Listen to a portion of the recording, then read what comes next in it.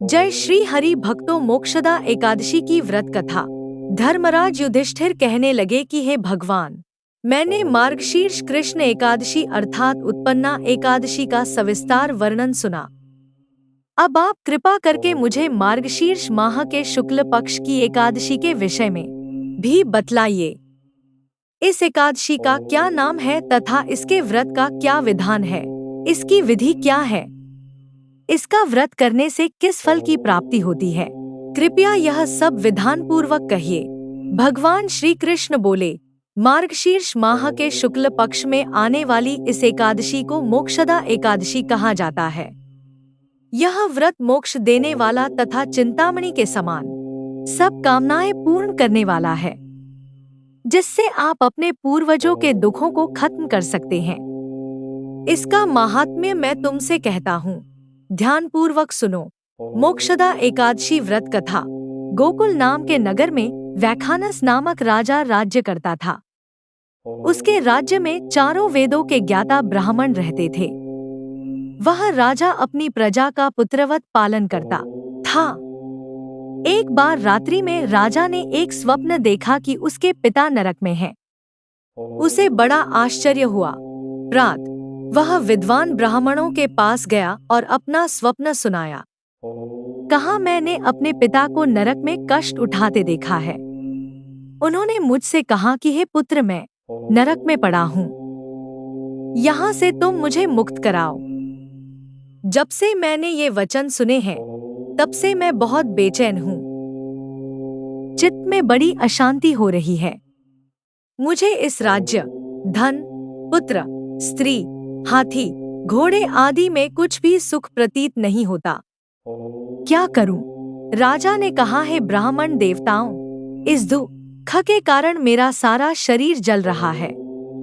अब आप कृपा करके कोई तप, दान, व्रत आदि ऐसा उपाय बताइए जिससे मेरे पिता को मुक्ति मिल जाए।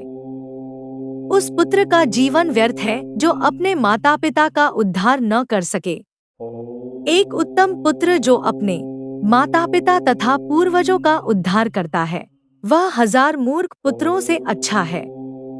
जैसे एक चंद्रमा सारे जगत में प्रकाश कर देता है, परंतु हजारों तारे नहीं कर सकते। ब्राह्मणों ने कहा, हे राजन, यहाँ पास ही भूत, भविष्य, वर्तमान के ज्ञाता पर्वत ऋषि का आश्रम है। आपकी समस्या का हल वे जरूर करेंगे। ऐसा सुनकर राजा मुनि के आश्रम पर गया। उस आश्रम में अनेक शांत चित्त योगी और मुनि तपस्या कर रहे थे। उसी जगह पर्वत मुनि बैठे थे। राजा ने मुनि को साष्टांग दंडवत किया। मुनि ने राजा से सांगोपांग कुशल पूछी। राजा ने कहा कि महाराज, आपकी कृपा से मेरे राज्य में सब कुशल है, लेकिन अकस्मात मेरे चित्त में अत्यंत अशांति होने लगी है। ऐसा सुनकर पर्वत मुनि ने आंखें बंद की और भूत विचारने लगे। फिर बोले, हे राजन, मैंने योग के बल से तुम्हारे पिता के कुकर्मों को जान लिया है। उन्होंने पूर्व जन्म में कामातुर होकर एक पत्नी को रति दी, किंतु सौत के कहने पर दूसरे पत्नी को ऋतुदान मांगने पर भी नहीं दिया। उसी पाप कर्म के कारण तुम्हारे पिता को नरक में जाना पड़ा। तब राजा ने कहा, इसका कोई उपाय बताइए। मुनि बोले, हे राजन, आप मार्गशीर्ष एकादशी का उपवास करें और उस उपवास के पुण्य को अपने पिता को संकल्प कर दें। इसके प्रभाव से आपके पिता की अवश्य नरक से मुक्ति होगी। मुनि के ये वचन सुनकर राजा महल में आया और मुनि के कहने अनुसार कुटुंब सहित मोक्षदा एकादशी का व्रत किया। इसके उपवास का पुण्य उसने पिता को अर्पण कर दिया। इसके प्रभाव से उसके पिता को मुक्ति मिल गई और स्वर्ग में जाते हुए वे पुत्र से कहने लगे, हे पुत्र, तेरा कल्याण हो। यह कहकर स्वर्ग चले गए। मार्गशीर्ष मास की शुक्ल पक्ष की मोक्षदा एकादशी का जो व्रत करते हैं, उनके समस्त पाप नष्ट हो जाते हैं। इस व्रत से बढ़कर मोक्ष देने वाला और कोई व्रत नहीं है। इस दिन गीता जयंती मनाई जाती है। साथ ही यह धनुर्मास की एकादशी कहलाती है। अतः इस एकादशी का महत्व कई गुना और भी बढ़ जाता है। इस दिन से गीता पाठ का अनुष्ठान प्रारंभ करें तथा प्रतिदिन थोड़ी देर गीता अवश्य पढ़ें। मोक्षदा एकादशी के फायदे। धार्मिक मान्यताओं के अनुसार मोक्षदा एकादशी का व्रत रखने से घर में सुख समृद्धि और शांति आती है।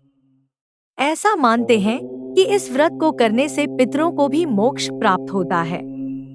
इस व्रत को करने से संतान प्राप्ति का आशीर्वाद भी प्राप्त होता है। मोक्षदा एकादशी का व्रत रखने से व्यक्ति के पाप नष्ट हो जाते हैं और उसके जीवन में खुशियां आ जाती हैं।